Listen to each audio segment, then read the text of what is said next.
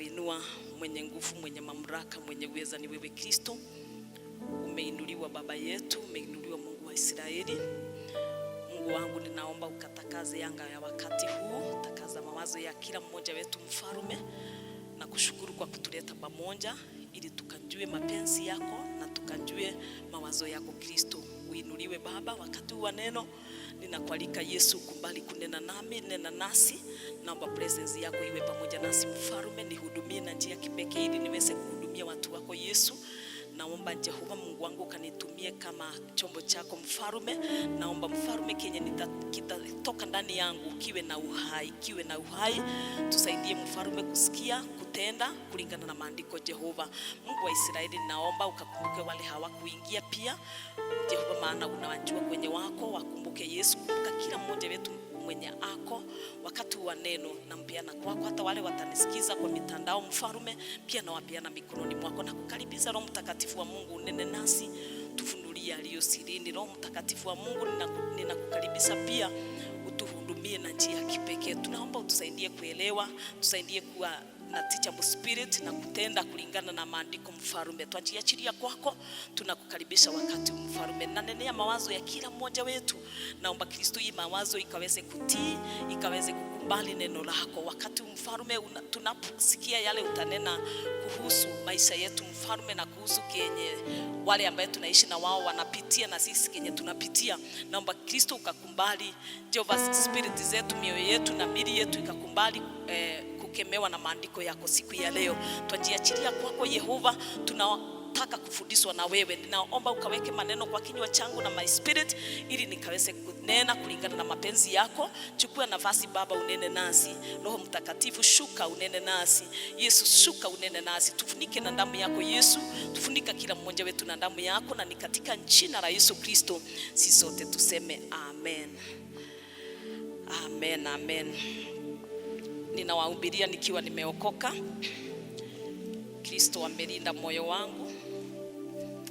Niko na furaha nikinena tena neno ya siku ya leo. Tunaendelea na message yetu ya God make faithful servant through his word. Ngai athondekaga mundu wake mwihokeku kana ndungata yake tuike mwihokeku kuhitukira kiugo yake. Siku ya leo tutarundi tu pale kwa 2 Timothy 3:16-17.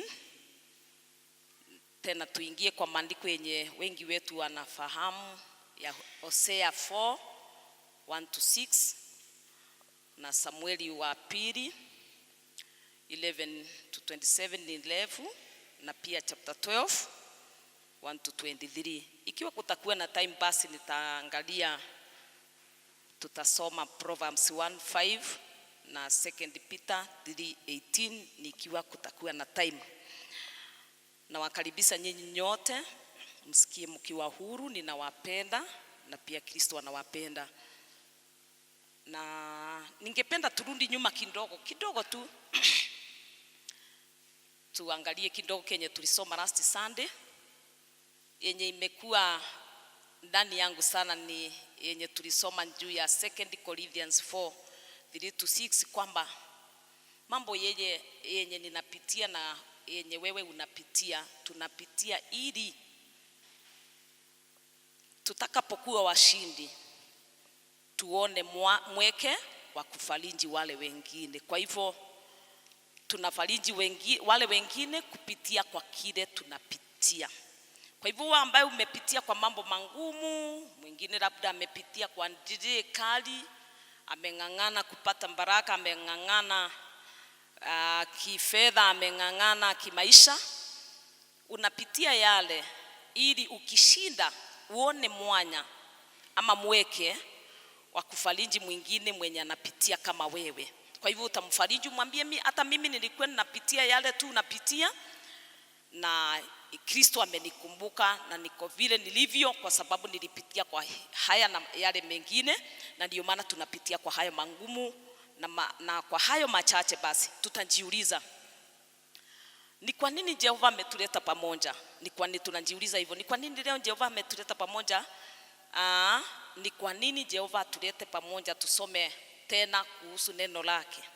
Vile anatengeneza watu kupitia kwa neno lake ni kwa sababu wengi wetu wamepuuza neno. Hiyo ndio shida kubwa yenye tuko nayo. Wengi wetu wapendi neno. Wengi wetu wanapenda maombi, wanapenda nyimbo, lakini ikifika ni wakati wa neno, wengi hata wanalala. Ama wanangojea tu hiyo wakati ipite waende kwa section hiyo ingine ama waende nyumbani. Wengi wetu hawajui pia umuhimu wa neno. Na kwa sababu tuko na shida kama hizo na zingine zenye labda utajiongezea ama zenye unajua, basi tutaenda moja kwa moja turudie maandiko yenye iko katika 2 Timothy 3:16-17. Tutarudia pale. Najua wengi wetu wanajua hayo maandiko, na juu labda unaweza ikawa ulisahau, tutaanza pale kwa kwenye tulisoma last Sunday na kenye tunajua 2 Timothy 3:16-17. Timotheo wa pili 3:16 na 17. Kila andiko lenye pumzi ya Mungu lafaa kwa mafundisho. One, maandiko yenye ama kenye kiko kwa Biblia yenye ndio tunasema the word of God. One, inafaa kwa mafundisho. One, twende. Na kwa kuwaonya watu makosa yao. Tuendelee. Hiyo ni ya pili. Na kwa kuwaongoza. Hiyo ni ya tatu. Na kwa kuwaadibisha katika haki. Kwa hivyo iko na mambo manne. Kwa nini maandiko makora na maundu macio mana ona maingi that is. Kwa hii text ni manne, lakini najua kuna mengine yenye tutafunzwa na maandiko, lakini yote itakuwa based na mafundisho, kuonyeshwa njia safi za Jehova na kurekebishwa, kukanywa, kuongozwa. Hayo yote iko kwa hii verse 16. Kwa nini? Verse 17 Kate 7, ili mtu wa Mungu awe kamili. Amekamilishwa apate kutenda kila tendo jema. Thank you. Niguo ki tuthoma maandiko maya magatuthomithia, magatukania, magatonia njira,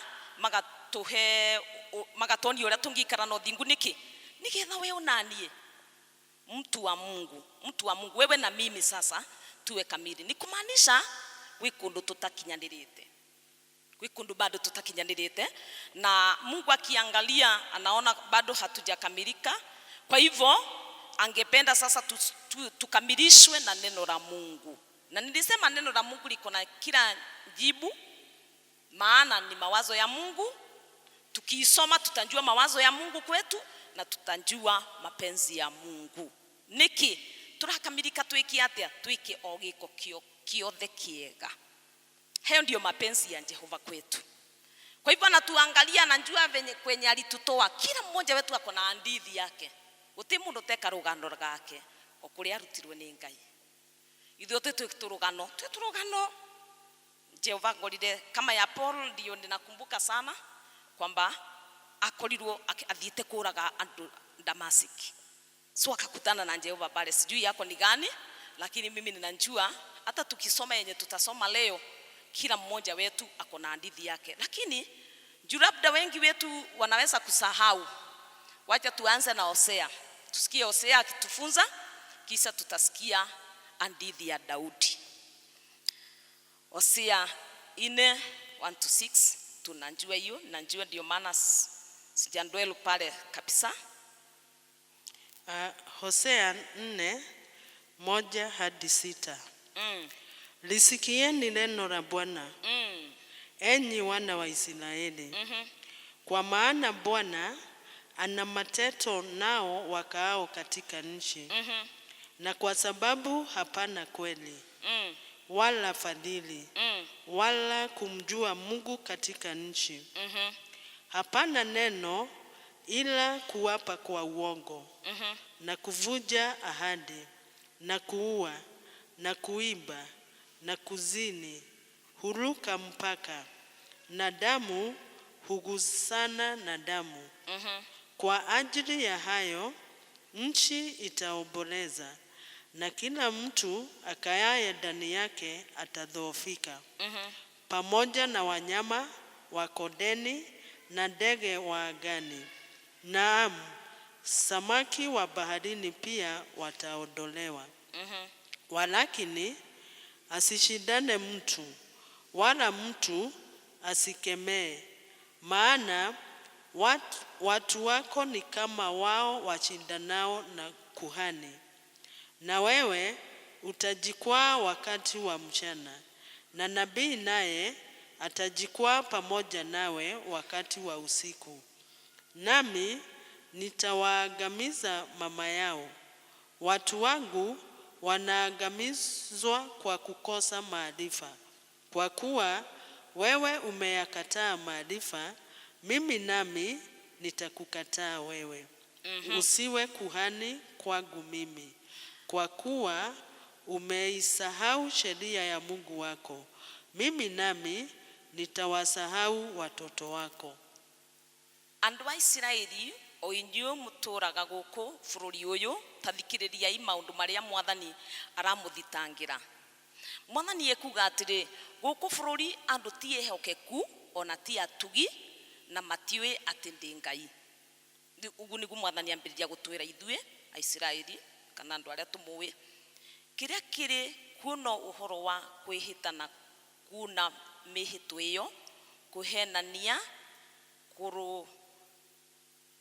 kũragana, ũici na gũtharania, ũmaramari ũingĩhĩte mũno, na kũragana gũgagĩkĩongerereka o kuongerereka.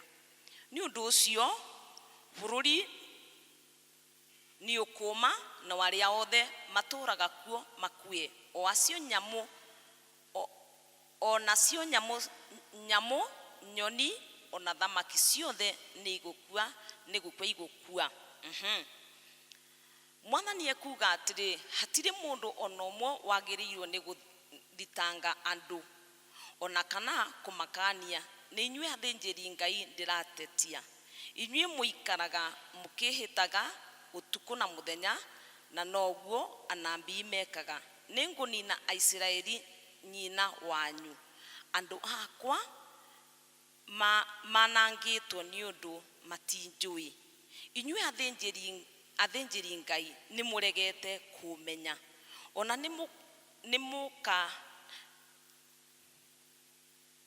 nĩmũkararĩtie ũrutani wakwa. Nĩ ũndũ ũcio ona niĩ nĩndĩmũregete, ona ngarega ciana cianyu ituĩke athĩnjĩri Ngai akwa. Nilikuwa tunataka nijue verse 6, lakini nilionelea nianze pale mwanzo 1 mpaka 6 juu tunaangalia tu mstari peke yake. Tunaona nini? Hosea nake aratwarĩria atĩa? Ni aturuithia we, na anasema ya kwamba we are not faithful, tutiriehokeku. Na kwa nini watu wamekuwa kwamba they are not faithful? Ni kwa sababu wataki kunjua, wataki mafunzo, na wataki neno. That is, aingĩ aitũ matiendete kiugo, koguo matimenya maundu ma gũikara mehokeku. Na maana hayo mambo yako katika neno la Mungu. Wengi wetu wanjui, utakuta watu wako kanisani wameokoka na ni andũ a maheni, ni oragani, na meku kanitha-inĩ ni atharia, na meku kanitha-inĩ mahoyaga mĩhianano, na meku kanitha-inĩ na maundu ta macio maremerwo ni maandiko. Kwa hivyo wako na wataendelea kuweko, maana wengi wetu tukifika ni wakati wa neno, wapendi mambo na neno. Wanapenda kusifu, wanapenda kuomba sana, kwanza kuomba sana. Na kama hapa kwetu wengi wetu wanapenda kwenye wanaambiwa ulirogwa na nani? Nani alikuroga? Kwa nini maisha yangu imekuwa hivi na hivi? Na si mbaya kuambiwa, by the way, juu hata tunaona. Lakini hata hivyo, kenye kinaweza kukufunza wewe na mimi, kenye kinaweza kukukomboa ni kujua neno la Mungu, ni kuwa na maarifa, that is umenyo wa kiugo kia Ngai. Na ndio maana Jehova ametuleta pamoja, basi tufunzwe na mtu mmoja na tujue hadithi yake. Siku ya leo tutafunzwa na Daudi. Nimewahi wasomea haya maandiko, kwa hivyo usipuuze. usikize, maana neno la Mungu ni new every morning, every now and then inakuwa new. Tukuthoma dhini wa Samueli wa pili 11 na nilefu, tutasoma yote, kuna kwenye nitaelezea. Samueli wa pili 11 kit, nitakwambia mahali utaweka koma ili nielezee huku kwingine. Ningependa ikiwa utaweza tafadhali usome hiyo ya kwanza nielezee kidogo tuiguria Ngai arenda kutumenyithia na mubari ucio wa mbere. Samueli wa pili 11. Hata ikawa mwanzo wa mwaka mpya, wakati watokapo wafalme kwenda vitani, Daudi akampeleka Yoabu na watumishi wake pamoja naye na Israeli wote, wakawaangamize wana wa Amoni, wakauhusulu Raba. Lakini Daudi mwenyewe akakaa Yerusalemu. Ni pale tutaendelea, tutafunzwa na yeye. Kuna yale Jehova atanena nasi siku ya leo, kwamba hii ilikuwa ni kulingana na sheria yao ama doctrine yao, ama venye kulikuwa kumepangwa, kwamba at the beginning of the year athamaki othe wote wafalme sasa walikuwa waende vitani. So kumaanisha ya kwamba hawakuwa naenda every time, lakini kulikuwa na sheria yao ati mwaka wothe wi mweru kiambiriria hingo yone yao uthianiria na ciange mbara-ini. Kwa hivyo Daudi alikuwa akinjua. Ningependa tujue hivyo, tuanze pale. Ni tondo andu anga imoraga ni kwaga ki umenyo, kwamba Daudi alikuwa akinjua mimi mfalme. Kumbuka alikuwa amepigana vita na umenyo yale hilo mbara ndalire itheru nayo. Alikuwa akinjua mimi it is at the beginning of the year, mimi mfalme na wafalme wale wengine twagirwo kuthiania na ciange tuki mbara-ini. Alikuwa anajua hivyo, lakini shinda eje iko ni kwamba alipuuza, aligino. So tutafunzwa na maandiko kama kuna shinda ya kuigino. Tutaona hadithi yake, after kuigino alikaa nyumbani. Na juu sasa alikuwa na possession of course, alikuwa ndiye mkubwa. Akaambia wewe wengine endeni vitani, na akachagua wale wataongoza na wale ambao watafuata huyo kiongozi, lakini yeye alikaa nyumbani. Unaona, niliangalia venye tuliingia leo na venye tuko and the number, nikauliza kwani kuna watu waliamua kukaa nyumbani leo na wanajua leo ni siku ya kanisa? Nikaona ni kitu yenye iko tu, lakini tutafunzwa na Jehova kama tunastahili kuignore jambo yeyote tunajua ya kwamba tunastahili kufanya. Verse 2 inasema nini? Bili. Ikawa wakati wa jioni, Daudi akaondoka kitandani, akatembea juu ya dari la nyumba la mfalme. Na alipokuwa juu ya dari, aliona mwanamke anaoga. Naye huyo mwanamke alikuwa mzuri sana, wa kupendeza macho. Naye Daudi akapeleka, akauliza habari ya yule mwanamke. Mtu mmoja akasema, je, huyu siye Bathsheba binti ya Eliamu mkewe Uria Muhiti? Basi Daudi akapeleka ujumbe, akamtoa, naye akaingia kwake, naye akalala naye, maana yule mwanamke amekwisha kutakasika unajisi wake. Kisha akarudi nyumbani kwake. Yule mwanamke akashukua mimba. Basi akapeleka na kumwambia Daudi, akasema, ni mjamzito. Ndipo Daudi akapeleka kwa Yoabu akisema, unipelekee Uria Muhiti. Naye Yoabu akampeleka Uria kwa Daudi. Uria alipomwendea Daudi, Daudi alimuuliza habari za Yoabu na habari za watu na habari za vita. Daudi akamwambia Uria, haya, shuka nyumbani kwako, ukanawe miguu yako. Basi Uria akatoka katika nyumba ya mfalme, na tunu ya vyakula ikamfuata iliyotoka kwa mfalme. Lakini Uria akalala mlangoni pa nyumba ya mfalme pamoja na watumishi wote wa bwana wake, wala hakushuka nyumbani kwake. Tufikishe pale, nitaelezea. Najua wengi wetu wanajua hii hadithi. Muthenya umwe mathaa ma miaraho, Daudi agiukira akiuma haria ahurukaga, akihaica iguru ria nyumba yake ya uthamaki. Na riria acerangaga kuu iguru, akiona mundu wanja agithamba, nake ari muthaka muno. Nake Daudi akirekia mundu agatwirie amenye uhoro wa mundu wanja ucio. Nake mundu ucio akimenya ati ari Bathsheba mwari wa Liam, mutumia wa Uria uria Muhiti. Koguo Daudi akirekia andu makagire Bathsheba, nao makimurehe ariwe.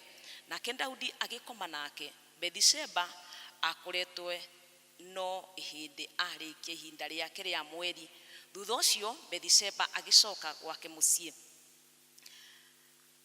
Riria Bathsheba amenyire ati ena nda, akirekaniria Daudi amenyirie uhoro ucio. Nake Daudi akirekeria Joabu uhoro, akerwa atiri, ndehera Uria uria Muhiti.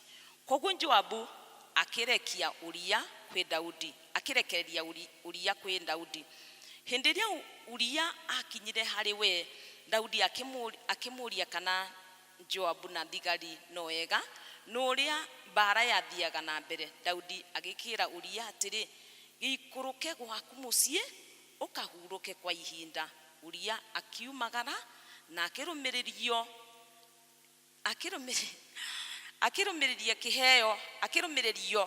na kiheo ni Daudi.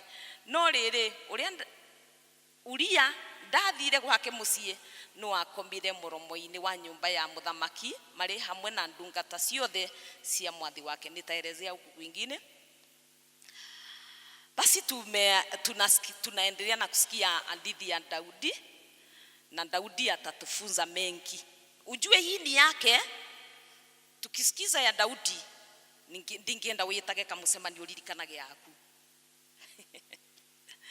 Juu kila mmoja wetu kuna kuli alitolewa na nani? Na Mungu.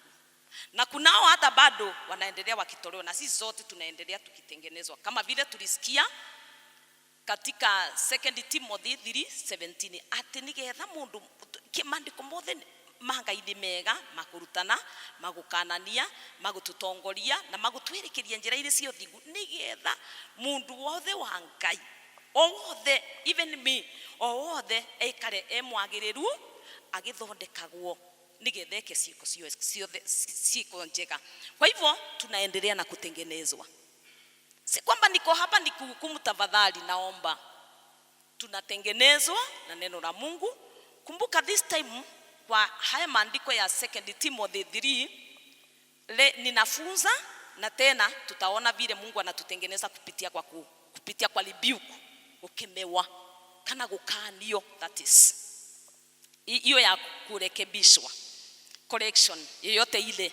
So Daudi kwanza tutasoma venye akuenda kwa vita na akakaa nyumbani, na ni aingia itumoi muno maiginuaga maundu. Unajua hakika mimi ninastahili kuenda njia hii, lakini unaenda hii nyingine.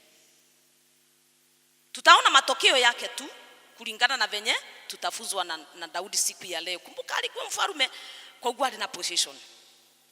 Na nilikuwa hii jambo ilinisumbua sana, nikaanza kujiuliza, na ni kwani watu matugirwa ni Ngai makinyaga bandu makariganwa ni Ngai shwari? Ni kwa nini sasa unainuliwa tu kidogo, na ati sio sana, sio ati vile. Maana hii ni mwanzo ya vita. Kuinuliwa tu kidogo. Kumbuka alikuwa na vita all through.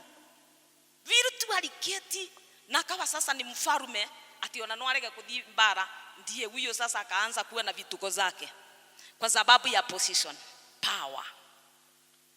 Na ni challenge kwetu, ni challenge ya kila mmoja wetu pamoja nami. Taroria haria wigitwe, ndingiroria uroria haria wigitwe. Sio lazima uwe na usherati kama yeye ama whatever tutasoma ni review ni nini. Inaweza ikawa ni kitu kingine. Labda uwekwe mahali na Jehova, maana na ukiona tukianza kusoma hivyo ni kumaanisha kuna watu wako ama watawekwa katikati yetu. Kuna watu watainuliwa na Jehova ama tayari wako kwa position ama power fulani. So tunafunzwa na Jehova nigetha tukinyanire. Agetukania, agetuira sasa matokeo yake mambaya tukiignore mambo yenye iko katika Biblia na yenye tunajua. Basi Daudi sidie huyu akaignore na akiona hapana ndirathi mbara niulizwe na nani? Niulizwe ni nani? Ni nani anaweza kuniuliza na mimi ni mfalme? Siendi vita. Nitakaa nyumbani.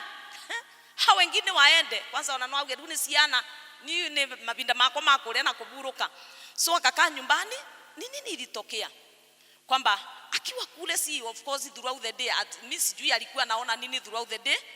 Sijui ni nini alikuwa naona na unjue vita yoyote ile of course inaanzanga na mawazo. Nilimwambia the other day na hata ni maandiko ya Galatians 5:17 kwamba ate mwiri uyu ukoragwa na uthu kana na mbara na maundu ma roho. Of course ni mbara. So ni kila mtu, na sisemi nyinyi, ni kila mtu pamoja nami na ni sisi zote tujue hivyo kwamba hii ni vita. Wale ambao tulijuana na Yesu unjue tukielezewa mambo ya Biblia that is ya kiroho, huyu mwili hata saa hii yenye ninahubiri kuna wengine wanapigana na mimi. Si ati kupenda kwao. Ni hivyo na ni maandiko kwamba inakuwa ni vita. Hata kuna mwingine labda nikimaliza atapigana na mimi. Ama ataona alienda kunihubiri. Hapana, ni maandiko, tunafunzwa na maandiko pamoja nami. Pia nafunzwa na maandiko mjua hata mimi niko na mwili. Kwa hivyo sasa ikafika mahali ya Daudi sasa kupigana na mambo ya roho, kitu yenye anajua hakika. So alikataa kuenda vita. Ikafika masaa ya rasili hivi akafikiri kupanda juu. Nafikiri alikuwa na nyumba ya ngorofa akapanda juu na ilikuwa kwa ufalme sasa. Juu alikuwa idol. Mesiria make matiari no nduri utondu mari mamenyiru kurua. Mesiria make mari mamenyiru kurua, mari mamenyiru kurua mambara. That is. Not that day kwa rekondi yao sasa alikuwa lazima aende kwa vita. So mawazo yake ilikuwa idol na ndio unaona kahurukite. Kwa hivyo alikataa kufanya kazi yake ama kuchukua majukumu yake, na so akawa idol. Akaenda kwake juu na akaona mwanamke akioga na akaona ni mlembo. Akaona ni mlembo.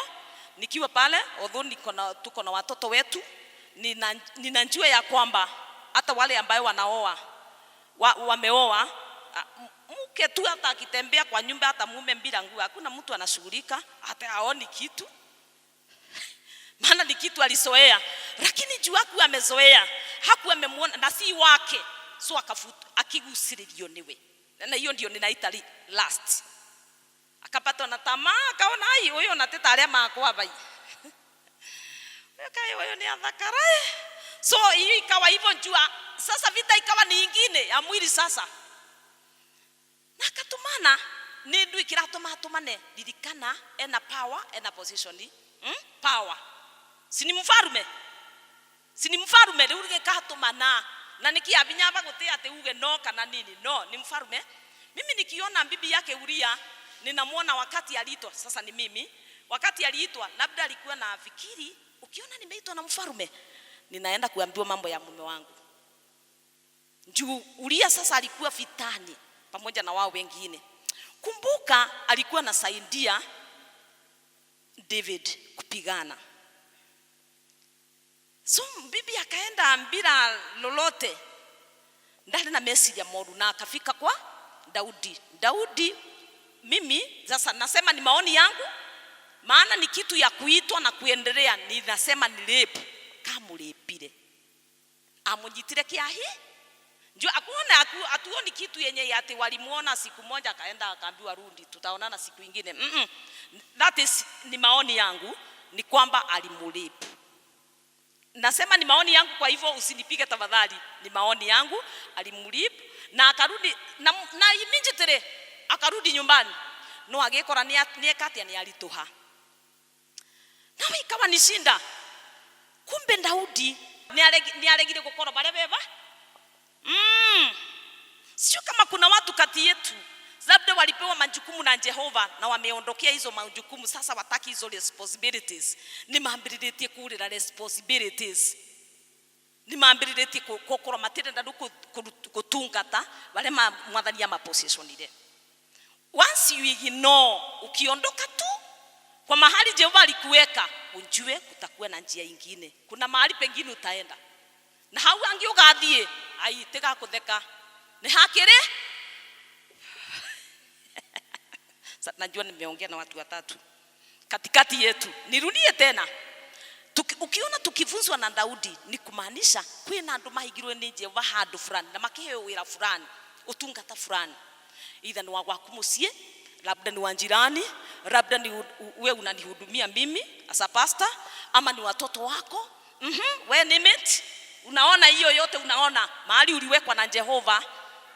Siku yenye utasema ya kwamba sitafanya hiyo kazi, of course ndungitungatanga ino tungate ngoma no nginya gukorwo kwi kundi kungi ugatunga na kuko ngi umenya riu ni kuria kwa kwihitha uko kwingine. Sasa naye kuna madhara yake, kuna matokeo mabaya yake. Basi tunaona huyu alinjificha akamrape. Mimi nasema ni kumrape, na ikawa hivyo na gukimenya karuni alitoha bibi, naye Bathsheba naye akatumana aambiwe. Kumbuka ni mfarume. Mfarume kusumbuka na kwambia mama, ilikuwa ni mambo ya siri. Akasumbuka akatafuta njia ya kufunika hii jambo. Nasema ni kutafuta njia. Na ukiona tukisoma hivyo siku ya leo ni kumaanisha katikati yetu kuna watu wamefunika dhambi. Makuniketi oguo lingi mutura kanao no matura makunike. Macho yake Mungu yanaona kote, juu ya mlima hata angani. Nawe mwanadamu unafikiria Mungu akuoni? Yote usemayo wewe, yote hata yale yote unaficha watu, taoneka juu ya mlima. Kwa hivyo rekebisha mwendo, hukumu yaja. Yote ufanyayo, yote usemayo, yote hata yale yote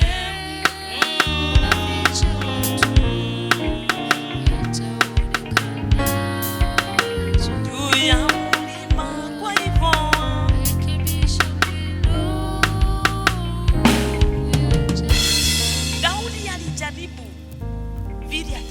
dhambi kwamba Ulia asinjue. Unajua ni aibu mundu muruta wira nake, mundu guteithagia ugituika no amurugira riu ujue ni aibu.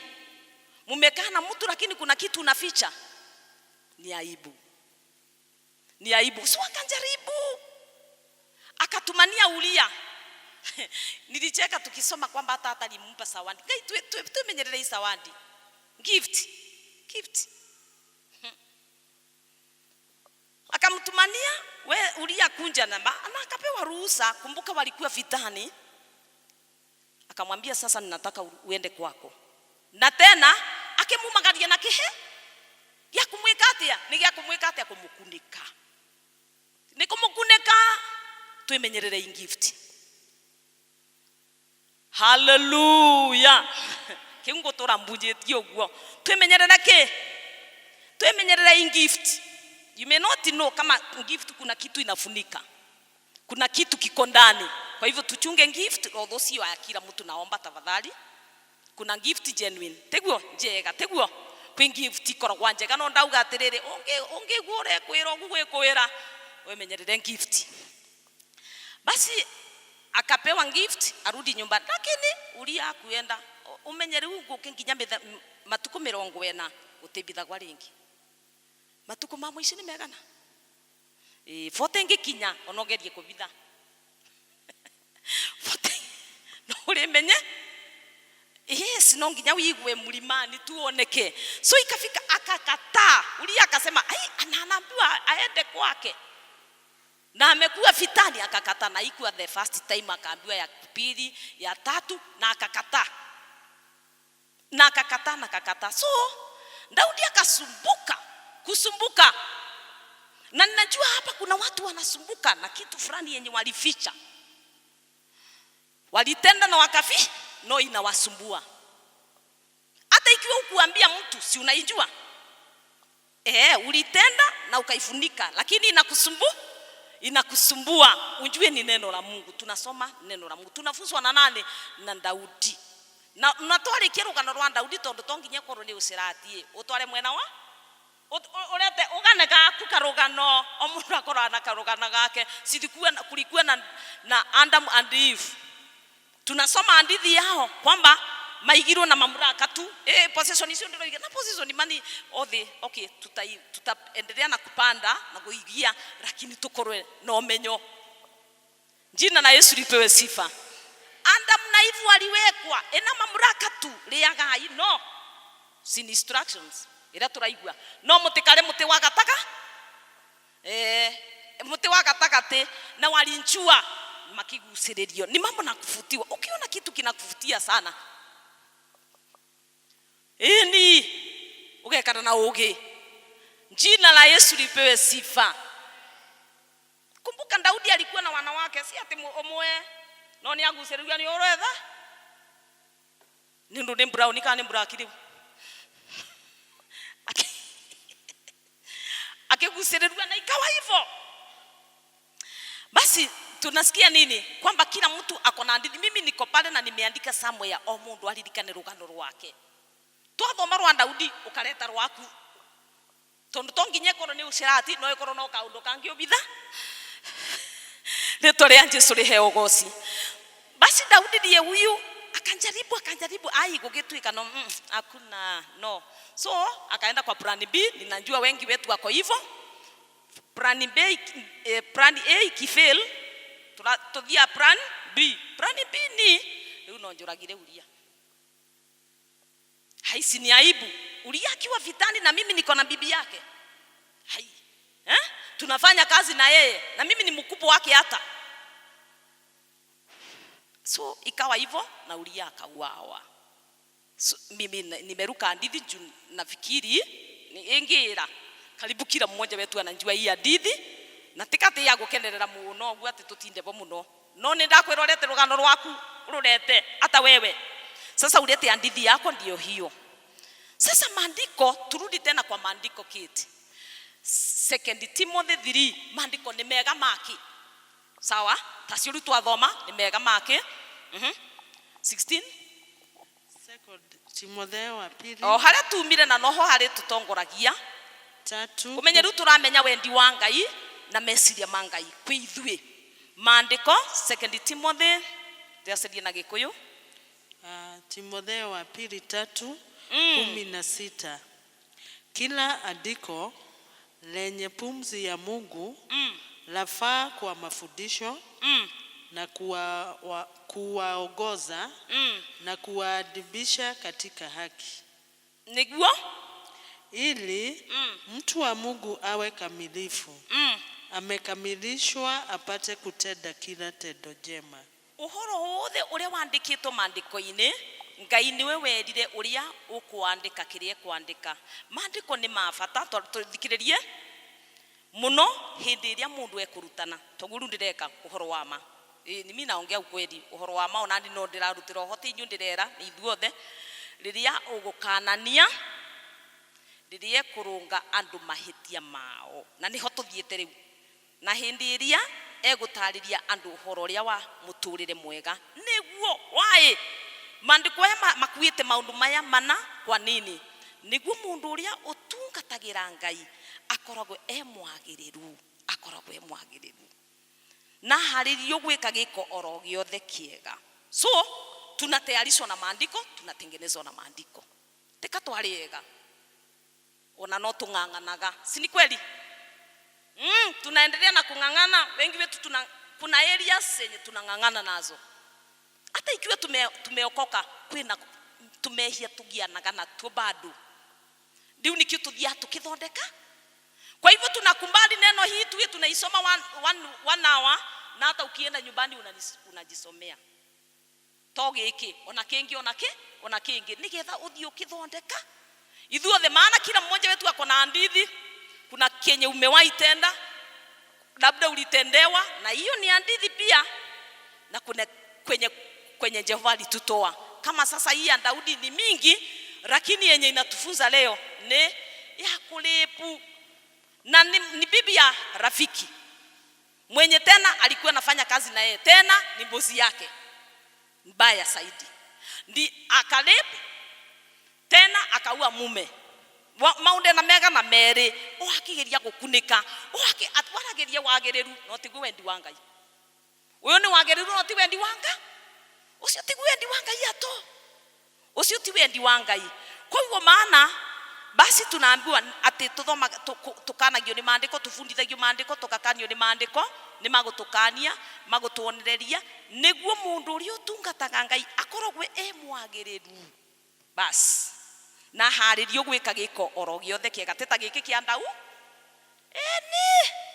sasa tunatayarishwa, tukumbali kutayarishwa, na saa hii tunatayarishwa, tunatengenezwa na neno, na usikumbali kwamba ukitengenezwa Sunday ati muturire ogakura no uria. Ni tuitikire gucenjio ni Jehova. Basi tutaenda moja kwa moja kwa chapter 12. Tui Samueli riu akeri ringi 12. Ni agika giko kiu ni akunika na asa anafikiri hakuna mtu anao aika mutaraki njokeria niki ugo niguo kuri yeye kulingana na yeye nimetenda yote ni sawa kule ni kumenyekire ni pregnant a few, lakini Uria atanjua maana hata ni aibu nitamuona anje tutakaa na yeye anje amekufa. Sasa ako pale na ako very comfortable, ameachwa na nani? Bado hajachukua bibi. Lakini wacha tuende kwa chapter 12. Chapter 12, 2 Samuel chapter 12. Pia tutasoma kidogo, nitaelezea huko kwingine ili nigetha tuingire maandiko marende mwidie tuona time. Samueli wa pili 12 kutoka mstari wa kwanza. Ndipo Bwana akamtuma Nathani aende kwa Daudi. Twekile kwa maketi. Ukumbuke kwanza ametenda yote na amefunika. Uria amekufa. Uria ni riri ni muthuri wa mutumia uriku uyanyitire kia hinya wa Bethsheba, ni muthuri wake na tena marutaga wira nake. Deu tunaona hiyo yote imetendeka na iko hivyo, na ni anamenya ule mutumia ni alitoha suika ako pale sasa, ako pale. Si ati usifikiri ilikuwa ni kitu ya kufurahia. Mimi ninamuona akiwa very disturbed. Udhu amefaulu in a way, lakini kwa mawazo hapa kuna vita kali. Basi ni nini ilitendeka? Ngai witu endaga hatia. Endaga twekale na miturire miega. So lazima akunje. Hata ukificha atakunja tu. Jina la Yesu, hata ninajua hata wengine leo ninatumika. Nilitumwa nije nikiwa kama huyu sasa ako hapa nabii. Kwa hivyo niko na hiyo leo ili nikwambie ona kiura hitha umenye mwathani nwaro ana ningekurio na tukasemania lakini umenjua. Basi tuende kwa Daudi. Tuende verse 1 tena. Ndipo Bwana akamtuma Nathani aende kwa Daudi. Nathan ni nabii. Ndumiriri ya munabii Nathani na Daudi kwirirwo. Haya tuthie. Naye akamwendea akamwambia palikuwa na watu wawili katika mji mmoja. Wacha niweke koma tena. Nathani kumbuke ni nabii. Ulesi anabiti ende by the way. Sijui kama tunajua hivyo. Manabii wanachukiwa. Onanginya munabii inagerwa kwa. Manabii wanachukiwa sana. Unajua ni kwa nini? Kila mara wanatumwa kukitendeka kitu. Wanaweza kutumwa sawa kuconfort, wanakuumiliria, Lakini kitu kikitendeka kimbaya watatumwa thio mwire riu. Hiyo ndio kazi yake. So nabii akiwa pale sasa, na ukumbuka huyu ni mfalme, na mfalme huyu alikuwa anajulikana, si hata alisikia na akapewa ujumbe na wengi aingie itumarahe wondo meredio mwire kama kiraganayo ni augatia amba kunjuraga hiyo sasa. Lakini Nathani si akatumwa. Nake Nathani agithi hariwe akimwira atiri sasa juu alikuwa na muogopa, alikuwa nauliza nitamu approach anje maana ni mfalme, alitumia nini kiti. Tuendelee. Akimwira atia, palikuwa na watu wawili katika mji mmoja. Mmoja wao alikuwa tajiri na wa pili maskini.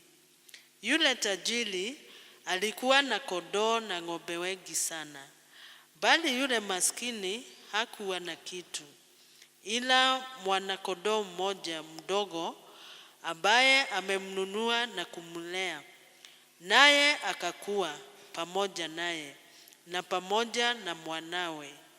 Hula sehemu ya posho lake na kukinywea kikombe chake na kulala kifuani mwake. Akawa kwake kama binti. Hata msafiri mmoja akamfikiria yule tajiri, naye akaacha kutoa mmoja wa kondoo zake mwenyewe au mmoja wa ng'ombe zake mwenyewe, ili kumwandalia yule msafiri aliyemfikiria, lakini alimnyang'anya yule maskini mwana kondoo wake, akamwandalia yule mtu aliyemfikiria. Ndipo hasira ya Daudi ikawaka sana juu ya mtu yule. Akamwambia Nathani, aishivyo Bwana, mtu huyo aliyetenda jambo hili hakika yake astahili kufa, naye atamrudishia yule mwana kondoo mara 4, kwa sababu ametenda neno hili na kwa sababu hakuwa na huruma. Basi Nathani akamwambia Daudi, wewe ndiwe mtu huyo. Bwana Mungu wa Israeli asema hivi, nalikutia mafuta uwe mfalme wa Israeli na kukuokoa na mkono wa Sauli, nami nikakupa nyumba ya Bwana wako na wake za Bwana wako kifuani mwako. Nikakupa nyumba ya Israeli na ya Yuda, na kama hayo yangalikuwa machache, ningalikuongezea mambo kadha wa kadha. Kwa nini umelidharau neno la Bwana na kufanya yaliyo mabaya machoni pake? Umempiga Uria Mhiti kwa upanga, nawe umemtoa mkewe awe mke wako, nawe umemuua huyo kwa upanga wa wana wa Amoni. Basi sasa upanga hautaondoka nyumbani mwako, kwa sababu umenidharau, ukamtoa mkewe Uria Mhiti kuwa mke wako. Bwana asema hivi, angalia, nitakuondokeshea uovu katika nyumba yako, nami nitawatoa wake zako mbele ya macho yako na kumpa jirani yako, naye atalala na wake zako mbele ya jua hili. Maana wewe ulifanya jambo lile kwa siri, bali mimi nitalifanya jambo hili mbele ya Israeli wote na mbele ya jua. Daudi akamwambia Nathani, nimemfanyia Bwana dhambi. Nathani akamwambia Daudi, Bwana naye ameiondoa dhambi yako, hutakufa. Lakini kwa kuwa kwa tendo hili umewapa adui za Bwana nafasi kubwa ya kukufuru, mtoto atakayezaliwa kwako hakika atakufa. Naye Nathani akaondoka kwenda nyumbani kwake. Basi Bwana akampiga yule mtoto ambaye mkewe alimzalia Daudi, naye akawa hawezi sana. Basi Daudi akamwomba Mungu kwa ajili ya mtoto. Daudi akafunga, akaingia, akalala usiku kucha chini.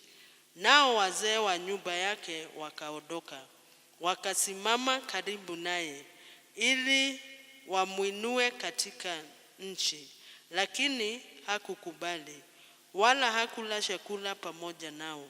Ikawa siku ya 7, yule mtoto akafa. Nao watumishi wa Daudi wakaogopa kumwambia ya kuwa mtoto amekufa, maana walisema, angalieni, yule mtoto alipokuwa angali hai, tulisema naye, asitusikilize sauti zetu. Basi hata sindi kujisumbua tukimwambia ya kuwa mtoto amekufa. Lakini alipoona ya kuwa watumishi wake wananong'onezana, Daudi alitambua ya kuwa mtoto amekufa. Tumalizie pale. Ni refu, ninaona ni kama sitaisoma na Kikuyu. Taelezea tu. Tunaona maandiko ni ya kutufunza, kutukanya na kutuongoza ili mtu wa Mungu awe mkamilifu. Ndivyo tulisikia pale mwanzo. Ndiugo gikinya hindi riu mwathani agigituma Nathani munabii, akatuma nabii, na ndio maana tunasoma maandiko. Na nabii maana alikuwa naona akiwa kama grasshopper compared na Daudi, alitumia methali. Daudi si ati mtu unatoka na huko unamwambia ujumbe. Alitafuta njia, ni wisdom nao. Alitafuta njia, akaona huyu nikienda kumwambia wewe, Mungu amesema hivi, labda atamuua. Si hakuna ameanza kuua, si hata haikuwa the first time, alikuwa amezoea kuua hata vitani. Ndio anaambilia kuuraga nginya innocent. So akaona hapa, si hata aliua fulani, hapa sasa niko kinyira kunene. So akatafuta njia na akamwambia methali yenye sita repeat. Utaenda kulipiti wewe mwenyewe. Na Daudi wakati alisikia methali akufurahia, akasema mimi ningeua huyo mtu. Vile alimaliza kusema ningeua huyo mtu ama anastahili kukufa, aliambiwa hiyo ujumbe yote ni yako. Unjue kiua alianege yaku no land serve gukua. Sasa isi ikawa ni hivyo. Daudi akastuka, ujue sasa ujumbe ilikuja ikiwa imefichwa.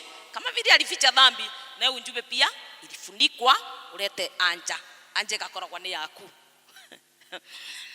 Basi akaambiwa hivyo na akanjua kweli hakika nimetenda dhambi. Naye Daudi alikuwa mtu ambaye alikuwa immediately akitenda dhambi anatubu. Tikandira kiuga tukikoro gikimenyeria ati gwikaga mebia tukiberaga kubera ati twiki ati ni gwikaga umuthi rucio ogwa ati juu nimesema hivyo. Tunafunzwa na maandiko. Basi alitubu, lakini undu ucio ndo anathirira hau. Shinda ndio kubwa sasa. Si tuna shida kubwa. Na ningependa wale ambao sisi ni wazazi, tafadhali tuangalie watoto wetu. Turolie ciana citu. Daudi aliambiwa ni sawa, nindakurekera, nimekusamea, lakini hii shida unjue wametwara na kumbe. Na tena mtoto huyu mwenye mtasana huyu Bathsheba atakufa. So after that akagonjeka. Daudi ndiye huyu akaanza fasting. Unajua ugu ni gutwehenagia. Tutulete tweheneti oguo. Tweka iondo twakunekera tukathi maruni tukamberia fasting tukiuga koria Ngai atwendete. Si mbaya by the way, ruite ninde kanagira. Lakini ni maandiko na ni vyema nikwambie juu tunaona maandiko ni mega maguturunga na gutukania. So tunakanywa saa hii, na hata Daudi alikanywa na Nathan prophet. Na tujue ya kwamba lilio rakemewa ni undu wa bata muno. Tiga kurwa na gukemewa. Njema anatumia manabii, kuna wakati ya kukemea, kuna wakati wa kukuonyesha njia, kuna wakati wa kukufariji. So hiyo ndio njia yao. kwina hindi megukira mauge mwathani uga ni kurathima kanitha kana ni gukurathima. Jina la Yesu. Usichoke na ujumbe yenye unaletewa ikiwa anatumia nabii, ikiwa anatumia maandiko. Daudi alikubali na akatubu, lakini mwana huyo magire ni akuire. Ona hinga kulia alikufa. Ni kumaanisha nini? Kwamba kuna mambo yenye tutaendelea na kuficha. Na labda ulipokea labda kazi kupitia njia hii. Labda umepokea marriage kupitia njia hii. Kuna kile ulipokea kupitia hii, umenye kiu gitigatura. Kiu gikora gya gukua. Letwa ria Yesu lihewo goci gitituraga. Jina la Yesu lipewe sifa, gitituraga. Leo tuweka ate, nilisikia watu wataniuliza maswali na najua hakuna mtu anaweza kuinua mkono wake juu. Ni kumaanisha sasa pastor, tuko hapa duniani, ulituambia mwili unapigana na mambo ya, of course huyu mwili unakaa ukipigana wa kila mtu, hata wangu. Ni vita all through. Sasa mtu anafanya nini? Ni mimi nilisaidiwa na nitasaidia mtu mmoja akaimba hivi. Mahinda mandu manene. Nataka kuimbia peke yangu. Mahinda mandu manene ndihokaga kiugo gyaku riria ngusagio ni uru hoyaga Ngai andeithie. Mahinda mandu manene ndihokaga kiugo gyaku riria ngusagio ni uru hoyaga Ngai andeithie. Nindi handite higaine kondo kuinge kuri ugwati, kondo kuinge kuri ugwati, kondo kuinge kuri ugwati. Daudi alikuwa amesimama, lakini ni agusagwa neo aigoto tagusagwa neguo na mundagatiria kivena ni aguko. Si ni mwili tutakire turauma thina ndwe muraika by the way. Mabinda maciuri makuguciririo tukahoya Ngai atuteithie. Jina la Yesu lipewe sifa. Si na mambo na usherati peke yake, ona kwe mundu gusagirwa kurumana, ona taduna kwa kwe mundu rumanire kiroko. Au kana kagucirirwa kurogocu menake kumuraga. Cheza. Unajua ni kitu sasa inapigana na mambo na roho. Kitu tu ni kama force yenye inakunja. Tigana gwikara no theru. Dina njireno. Na tugutoro kunginya Yesu acoke. Sifikiri ate ni ya leo ni kuendelea. Mahinda mandu manene ndihokaga kiugo gyaku riria ngusagio ni woru hoyaga Ngai andeithie. Mahinda maoru muinge ndihokaga kiugo gyaku riria ngusagio ni woru hoyaga Ngai ande. Ai ona riria ndakarite ona riria mwamena ade riria ngusagio ni uru hoyaga Ngai andeithie. Na mara nyingi si usifikiri ni wewe peke yako uko na hiyo vita imejaa watu hapa. Ino ni barerwa guo na ni bara tugutura toro ujue hapa kuna watu wawili ulitoka kwa shetani anakundai noenda gocoki huko na anataka awe na rekodi ya kukustaki kule akienda na tondu wona akiboyo guo ndiramoni onete mbedisa.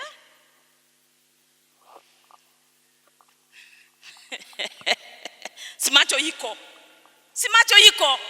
wacha tusinjifanye macho ni anda masikio hata feelings iko. Ni kweli iko no tukahoya Ngai atuteithie. Jina la Yesu lipewe sifa. Na ukiwa unasikia hakika nimengangana na dhambi fulani, sisemi si lazima iwe ya usherati. Katona genwa ati takirima kwe mange maritu muno, kwe mange morufio. Kisikia kuna yenye unangangana nayo. Si ushie na mtu mmoja kama mimi. Na labda nilikuwa nayo nikakombolewa. Jina la Yesu lipewe sifa. Hapo kuna watu wewezi wakasema hii tekwewe ndale ke musarati leo nenda umire ko kunekagwa. Jina la Yesu lipewe sifa. Wacha nirudi Deuteronomy 28:13. Ndirevoka nenguririkana tonda mithomire tene. Sijakuja kuhukumu yoyote, tafadhali uririkane katurathonde. Ona tungiuma waigua ukigucirua hakuna shida. Mbora ni undu gakinyevo. Jina Yesu lipewe sifa. Njui huyu ni mwili, na nasema ni mwili. Unajua kuna wengi sasa wanahukumiwa sana mpaka wanashindwa kuingia kanisani. Leo na kesa itani karabora ndo. Ni kubora robe. Na ke aukaga kora ai message no iri ya faithful nesie. Na nikungeranĩtie na gũtuĩka faithful. Kango. Noyo tondu katurathonde pamoja nami tafadhali, sisi sote tunatengenezwa na neno la Mungu. 28:13. Opu ninafikiri ni hapo tu. 13. Wacha nisome na Kikuyu kiti.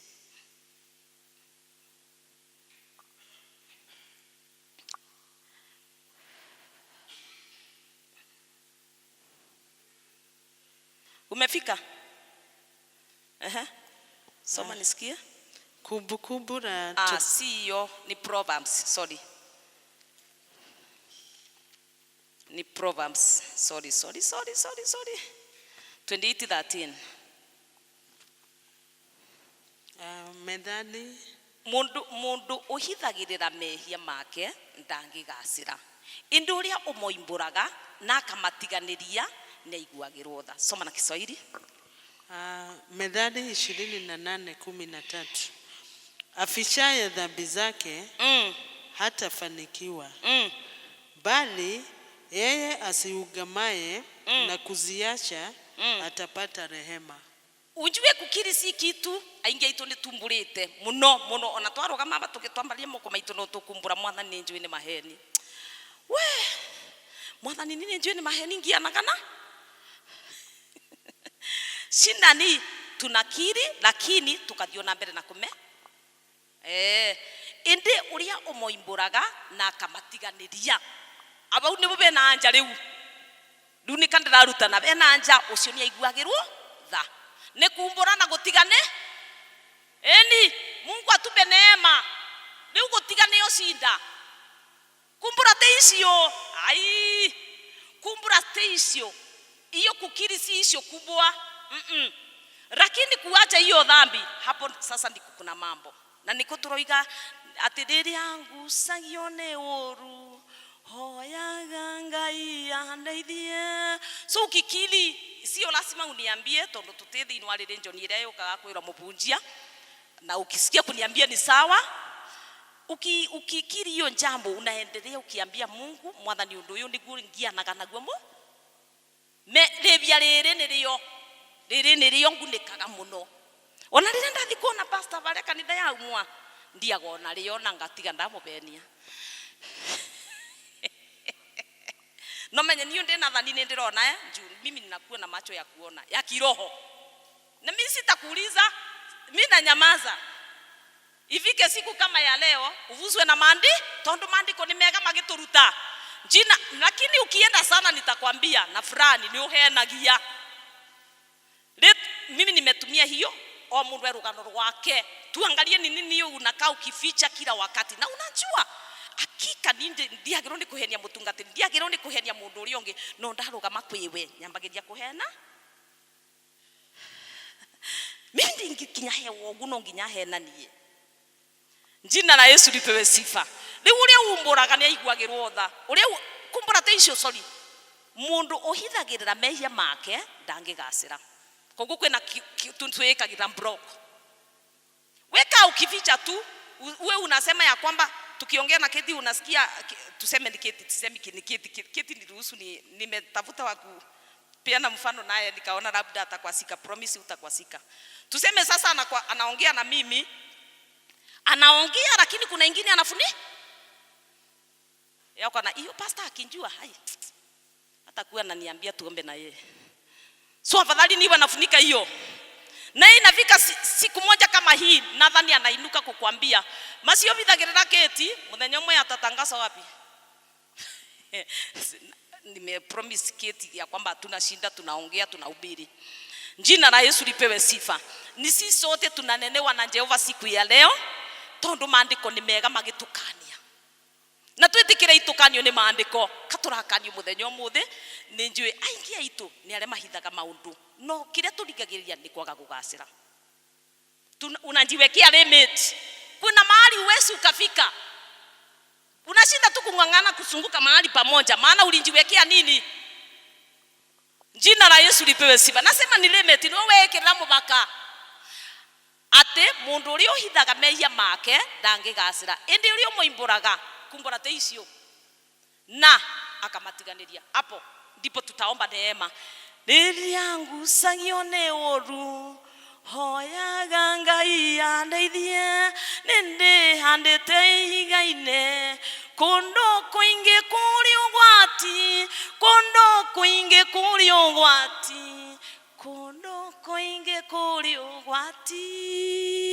Maana wengi wetu watawekwa juu na Jehova somewhere. The power fulani, uwe power, responsibility fulani, wigwe tu handwe andu marakuona. Usitumie hiyo power vibaya.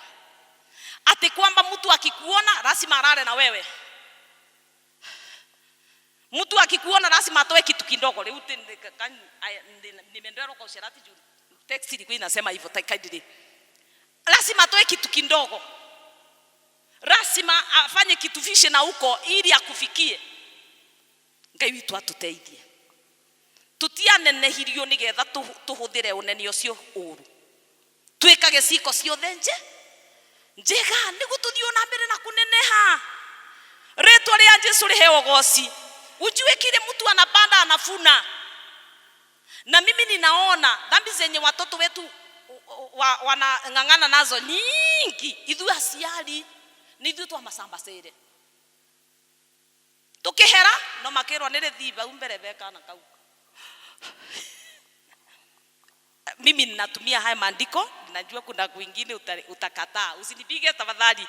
Natumia maandiko ya Daudi kwamba akirwa ni sawa ni kwegwika. Mwana negukwa lakini kuria gwaku kuria riu gugaturaga rape.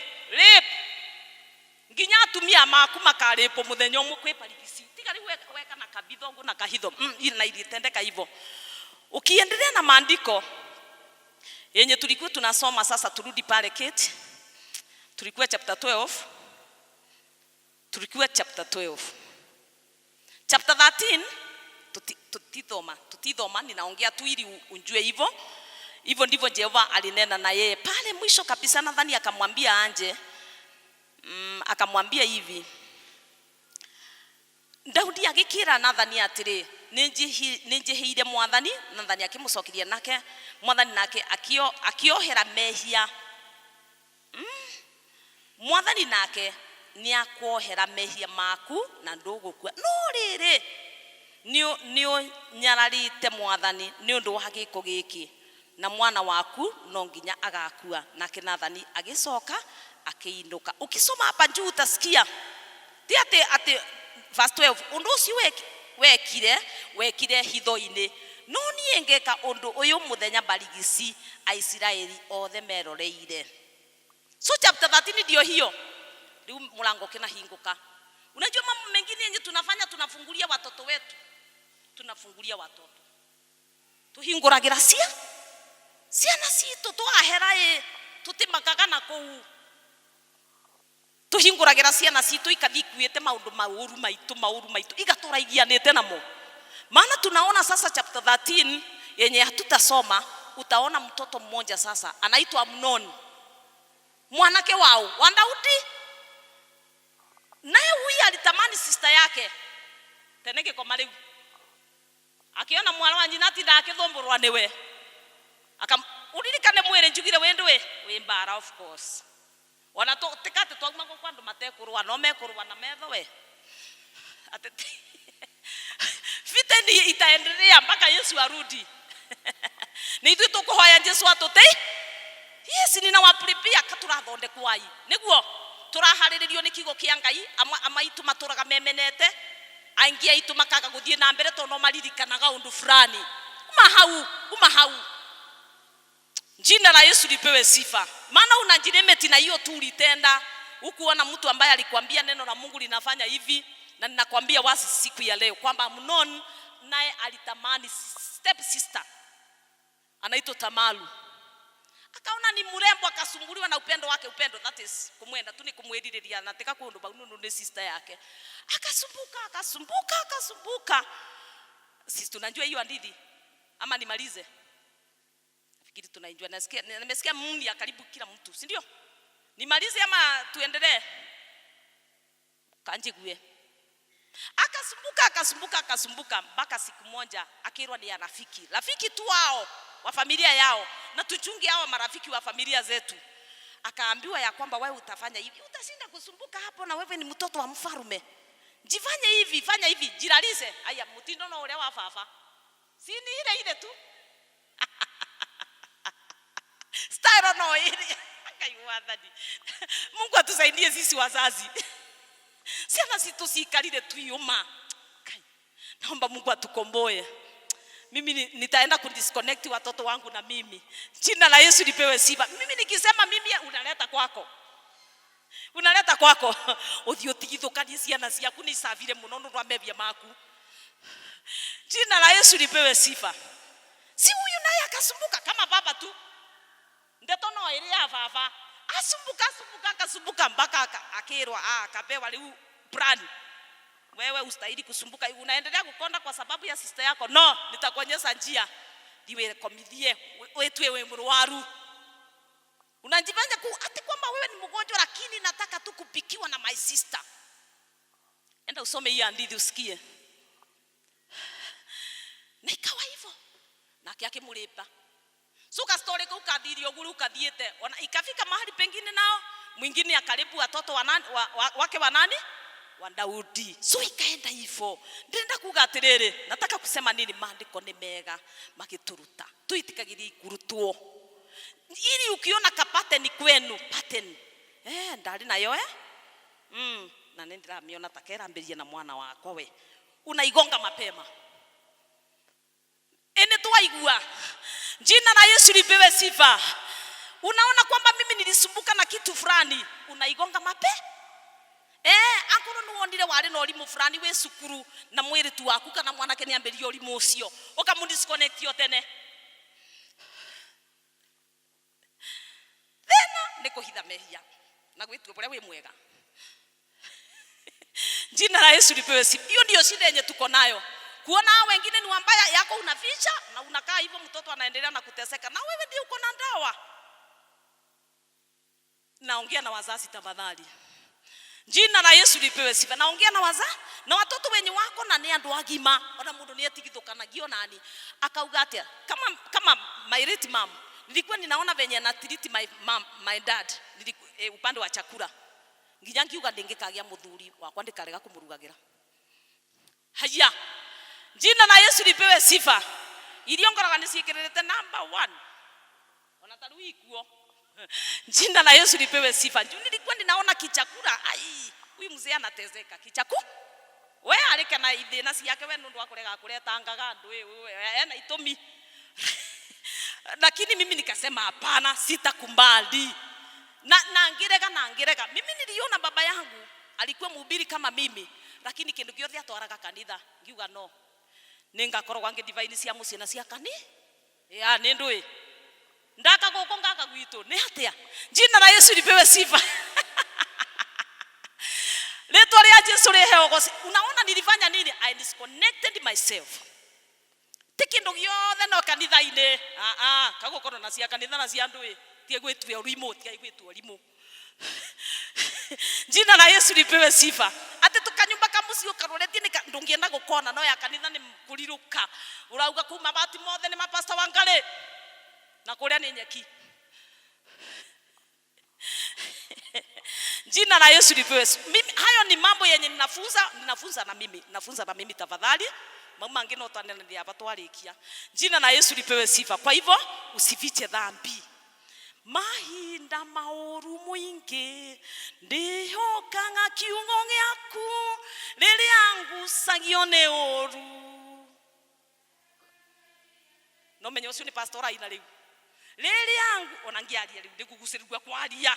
kugucirwa kurumana kana kwaria naye hoyaga Ngai yandeithie nindi handite igai-ini.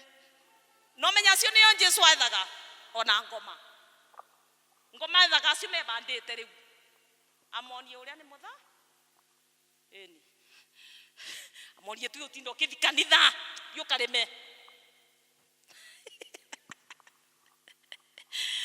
Jina la Yesu lipewe sifa.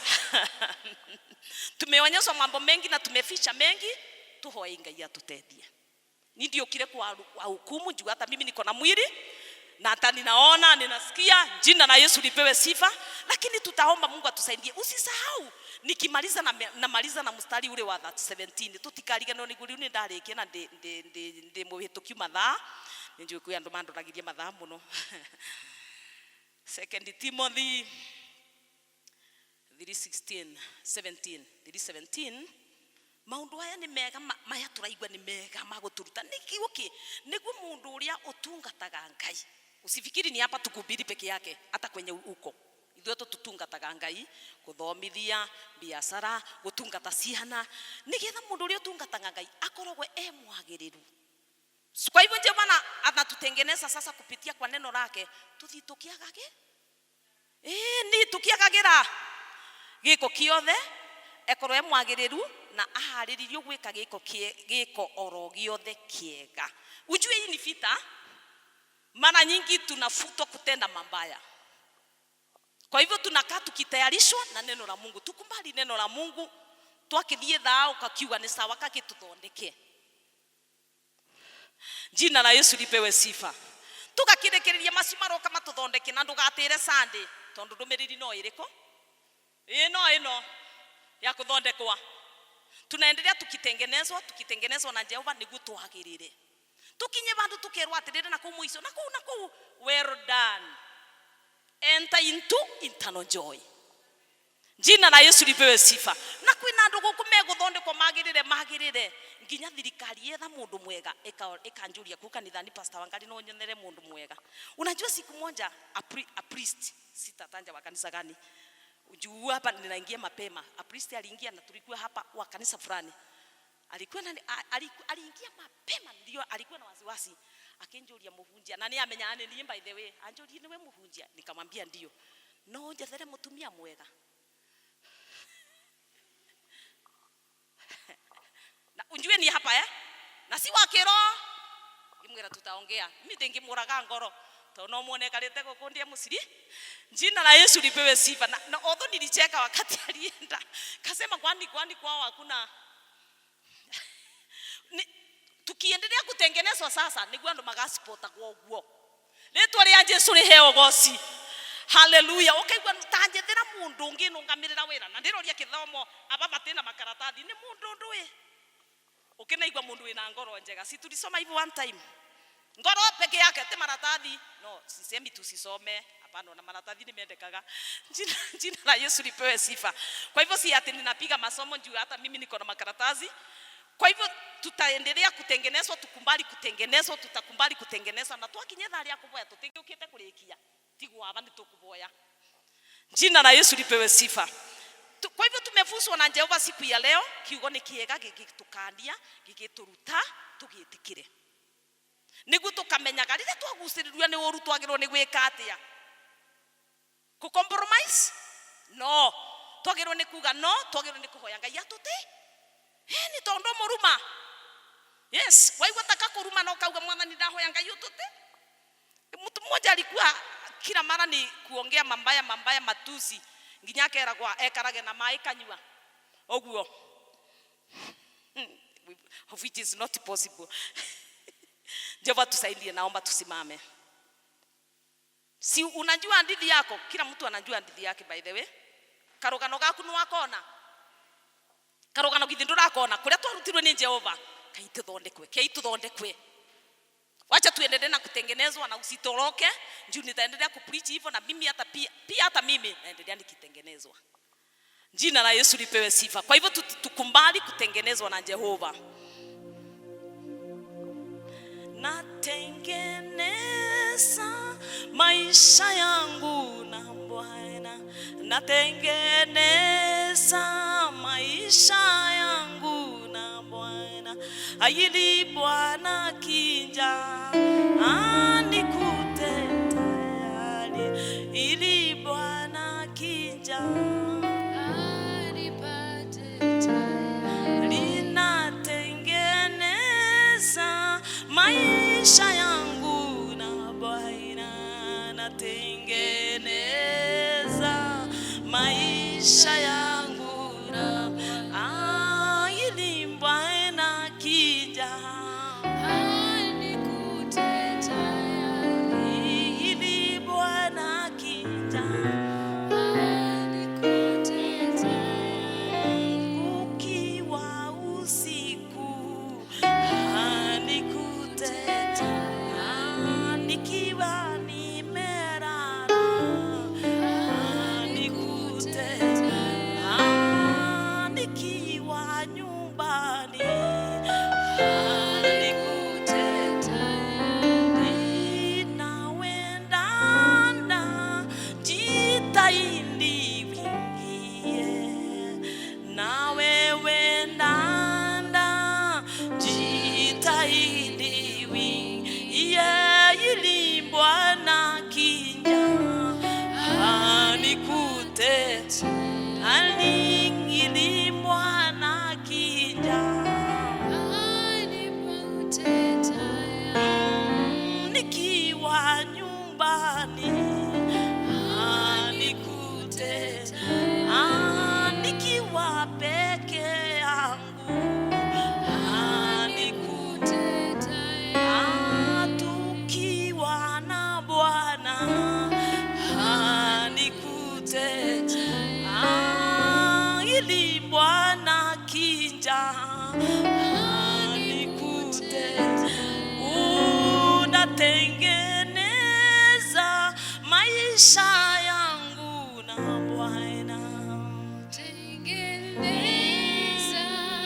maisha yangu na Bwana, ili Bwana kija anikute tayari, ili Bwana kija anikute tayari, ili Bwana kija anikute tayari. Imagine Bwana angerudi wakati huu, Daudi mwenye anaitwa ni a man of God's heart, akiwa sasa anaficha Bathsheba, angeenda. Jehova tusaidie, Jehova tusaidie, tusaidiwe na Jehova, maana kila mmoja wetu kuna kile anang'ang'ana nayo. Jina la Yesu lipewe sifa. Maana tumefika sasa mwisho wa ibada na tumesikia neno la Mungu limekumulika, limenimulika. Nitondo kigo kangaini ta wa maguru makwa. Ni watu tuonagiriria njira. Umemulikwa na neno la Mungu. Wewe umenjua ni area gani unahitaji neema? Unajua ni area gani? Hii area imenisumbua miaka nenda, miaka dundi. Hii area imenisumbua. Hii ni dhambi yenye nimeficha miaka mingi. Sijui ni nani huyo katikati yetu anasema ya kwamba katika hii area nahitaji neema. Ainue mkono wake juu ni muombe. Tukimaliza, sijui kama kunaye katikati yetu. Na kio sio hithirite mehia make ndamuthaitha ama umbure na amatiganirie. Atigane namo. O imbure na atigane namo. Na namuombea neema. Farume mkuta sama tumeinua mikono yetu juu kwamba ni kwa sababu tuko na hadithi zetu zenye tuko nazo, zingine tumeficha. Kuna dhambi zenye zinakaa zikitusumbua every now and then. Tunapoenda safari hii ya mbinguni, tunakaa tukirudi tu kwa ile dhambi ya kwanza. Tunakaa inakaa ikijirudia. Tunaomba that you may disconnect us today in the mighty name of Jesus Christ. Inaweza ikawa tuliipepa na damu ya wazazi wetu, ingali iko kwa damu ya mili yetu. Tuomba usafishe damu yetu na damu ya Kristo. Tukomboe Baba, tukomboe Yesu. Tunaomba utukomboe. Na wale ambao tumengangana na tunaona watoto wetu wametusumbua, na kuna kenye tulikuwa tunafanya kama kenye wanafanya saa hii, we disconnect ourselves na ciana citũ mahinda maya, maundu maria twahĩtũkĩrĩre Mwathani, ndagũthaitha ndũgatume nomo ciana citũ ikuhĩtũkĩra maundu moru Mwathani, ĩtĩkĩra ikomboe Baba hawa watoto kwamba they are innocent, hawajui ni kwa nini wanateseka. Tunaomba that you may deliver them God, disconnect them from us Lord, katika jina la Yesu Kristo. Tunaomba Baba wakomboe Yesu. Inaweza pia ikawa ni magonjwa yenye walipepa kwa damu yetu Mfalme, inaweza ikawa ni destiny fulani na ni mbaya, ni star fulani na ni mbaya walitoa kwetu Jehova. Ninaomba ukawasafishe na damu yako Yesu, wasafishe na damu yako. Tazama kunao katikati yetu Mungu wangu, design ya kwao, pattern ya kwao ni kwamba atinongi nyama hike misi tano ili waseto. Ninaomba that Jehovah God, you may redeem them today in the mighty name of Jesus Christ. Na nidaho ya pattern yetu ikiyagutwikanga leo, etuike yagutwikanga na nigetha matwike free, mahote kurugamia mesi yao Mwathani. Wakumbuke Yesu, wakumbuke Baba, tukumbuke Baba, turehemu Mungu wa Israeli. Mehia mara tukuleto tukigiana na monora mona, twahoya rehema, twahoya wega waku Mwathani, utuikurukire. Ainge itu ni mehia mana kumakurakana na gwika maundu moru. We are praying for the sanctifying grace to come upon us. Itutengeneze na uko ndani kwenye watu waoni Mfalme, itutengeneze na uko Baba wa mbinguni. Wengine wetu ni kupuuza neno Jehova, wengine wetu ni kupuuza messages. Tutengeneze Baba, tusaidie Mungu wa Israeli, tupe teachable spirit, tusaidie kuwa listeners and the doers of your word in the mighty name of Jesus Christ. Tumesikia neno lako Yesu, tunaomba uthio na mbele na gututhondeka Mwathani, tuetikira toiga tumesema ndio kwa neno lako, tumesema ndio. Twahoya mwana wa Ngai tukiumagara, witikire Jehova kiugo kiu kindumu ndani yetu na kifanye kazi ndani yetu, na ni katika jina kuu la Yesu Kristo sisi sote tuseme amen. Amen. Naomba